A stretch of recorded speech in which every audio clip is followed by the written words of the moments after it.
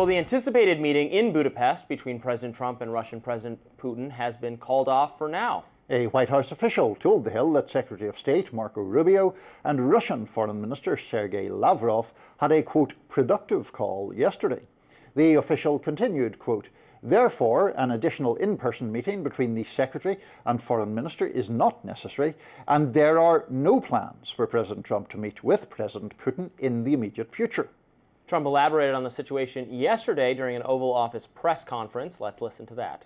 The meeting with Vladimir Putin is canceled or put on hold. Do you know what happened there, and does that affect your decision whether or not to send tomahawks? No, I don't want to have a wasted meeting. I don't want to have a waste of time, so I'll see what happens. But we did all of these great deals, great peace deals. They're all peace deals. They're agreements, solid agreements, every one of them. But this one, and I said, go to the line of battle, the battlefield lines, and you pull back and you go home, and everybody take some time off, because you got two countries that are killing each other. Two countries that are losing 5,000 to 7,000 soldiers a week.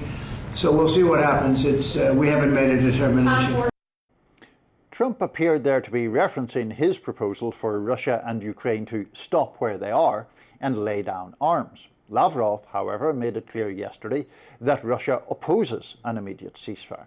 Zelensky, for his part, says that Putin returned to diplomacy when Trump threatened to send Ukraine tomahawk missiles. But Zelensky says Putin changed his tone as soon as that possibility was eased. And I am reluctant to agree with Zelensky, who I think has often had a naive view about his country's position in this war, but it does appear to be the case that Russia got a little spooked when the missiles were on the table, and when Trump said, yeah, it's a little bit, I would be very careful about giving Ukraine these missiles. I think that could be an escalation, and it should very much be a last resort. But then when Trump put a pause on that, then Russia seemed less willing to negotiate. So maybe we should make this real direct for Russia. Battle lines where they are now, you keep what you have, and the war is over. Take it now, and they say or they say no, then Ukraine gets the Tomahawk missiles. I don't know what else to do at this point. That seems perfectly valid. That is a cessation of Ukrainian territory to Russia, and a recognition that Russia has conquered part of Ukraine, that Ukraine is not happy with, but in the service of ending the war, I think that's the best thing to do. If Russia's not okay with even that, then all right, let's arm them to the teeth. I don't know why not. Right. No, I agree, and I think, as you know, I've argued for some time, I favor a more aggressive American position in terms of backing up Ukraine.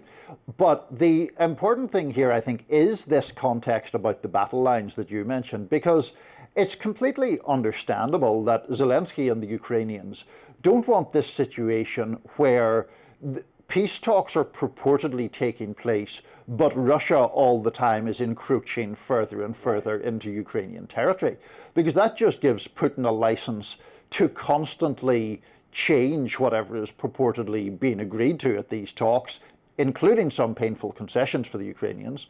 And Putin will just say, oh, well, actually, we're 10 miles further west than we were a week ago, so we'll take that part now as well. And it becomes a pointless endeavor for the Ukrainians, really. I do think, and I know it's fairly rare for me to praise Trump, but I'm glad that he called off the meeting with Putin. I think that was the right thing to do in those circumstances if Russia is just going to engage in kind of shady behavior. Yeah, and to be clear, he hasn't closed off the possibility of the Tomahawk missiles. He's just said, well, we're still thinking about it. Right. Which, again, let's be very careful, because I don't want to be at war directly with Russia.